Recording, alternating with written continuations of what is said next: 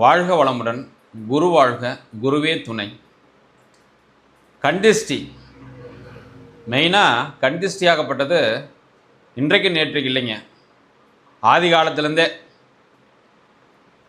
பல காலமாக, பல்லாண்டு காலமாக இந்த கண்டிஷ்டியாகப்பட்டது உண்டு.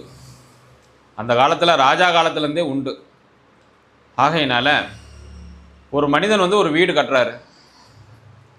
கையில் காசு முன்ன வச்சு கட்டுறாரோ இல்லை லோன் போட்டு கட்டுறாரோ அக்கம் பக்கத்தில் உள்ளவங்களுக்கு தெரியாது.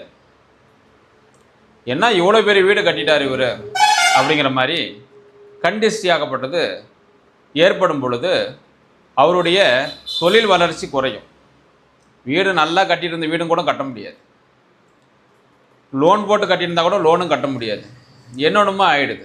ஆகையினால இந்த கண்டிஷ்டிக்கு என்ன வழிமுறை அப்படின்னு உங்களுக்கு தெரிஞ்சுக்கணும் அப்படின்னீங்கன்னா, பத்திரகாளி அம்மனுக்கு 5 to 6க்கு நெய் தீபம் விளக்கேற்றி எலுமிச்சம்பழம் மாலை போட்டு பத்திரகாளி அம்மனை நீங்கள் வணங்குனீங்கன்னாக்க உங்கள் உடலில் இருக்கக்கூடிய உயிர் மையத்தில் இருக்கக்கூடிய கண்டிஷ்டியாகப்பட்டது நீங்கும். அதே போல் நிறைஞ்ச அமாவாசை அன்று மாலையில் ஒரு 6 மணிக்கு பூசணிக்காவில் வீட்டுக்கு முன்னாடி இந்த பக்கம் அந்த பக்கமாக 2 அறுத்து வச்சு விளக்கு போட்டிங்கனாக்க கண்டிஷ்டியாகப்பட்டது நீங்கும். உங்களுடைய வாழ்வாதாரமாகப்பட்டது நல்ல உயர்ந்த நிலைக்கு வரும். எந்த விதமான பாதிப்பும் இல்லாத குடும்பமாகப்பட்டது மகிழ்ச்சியாக இருக்குங்க.